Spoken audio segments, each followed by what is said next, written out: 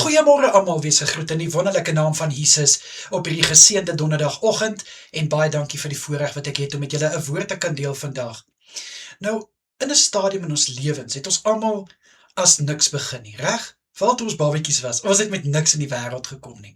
Soos ons groter geword het, het ons geleerdheid gehad en soos ons ook begin werk het, bietjie die lewe begin aanpak het en 'n bietjie deur die lewe gewerk het ons eintlik van niemand tot iemand gegaan.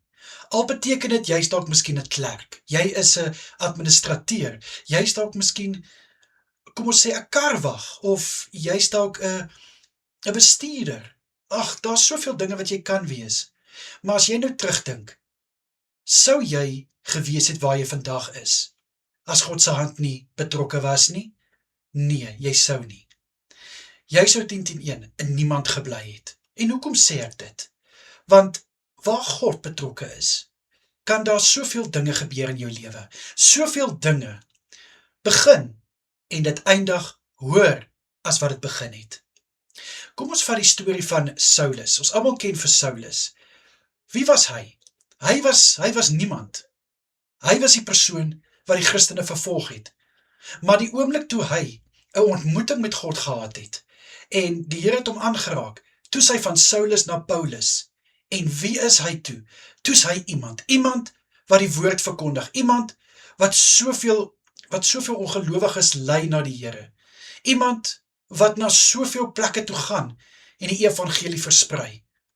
Wat hom ook al getref het, hy het nog steeds gedoen waarvoor God hom geroep het.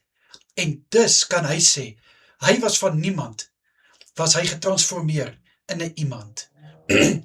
Daar is baie bewyse in die woord van God, dat daar hoeveel mense is, wat van niemand na iemand toe is. Jakob was van Jakob na Israel, en by hoeveel plekke lees ons nie van die kinders van Israel nie. Selfde ook met Abraham.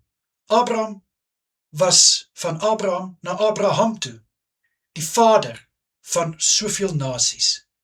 Kind van God, wat ek met jou wil deel vir vandag is, moenie dink, omdat jy op die oomblik op 'n plek is, waar jy dalk nog nie 'n kwalifikasie het nie, waar jy dalk nog nie getroud is nie, waar jy dalk nog nie daai werk het wat vir jou soveel deure kan oopmaak as wat dit nou doen nie.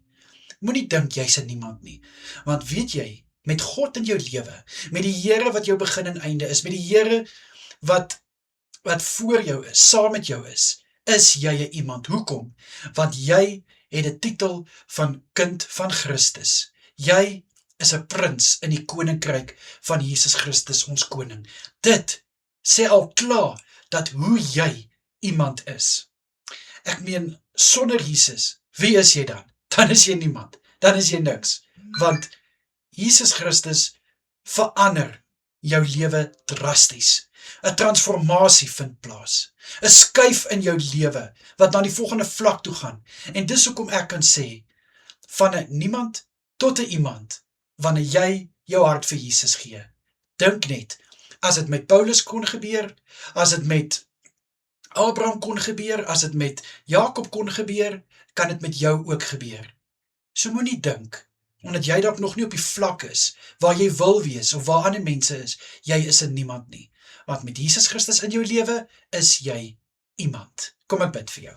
Vader, ek dra my boetie en sussie aan U op, wat vandag op 'n plek is, waar hulle voel, hulle is niks werd, wat hulle voel, wat se betekenis het my lewe tog? Vader, ek bid, maak hulle oë oop, soos wat U Paulus se oë oop gemaak het, liewe Here, dat hulle kan sien, maar met Jesus Christus wat in my lewe is, ek is 'n koningskind, ek is 'n prins van God almagtig, en dit maak my meer as net 'n iemand. Asseblief, Here, ek bid vir my boetie en sussie in Jesus Christus naam. Amen en amen.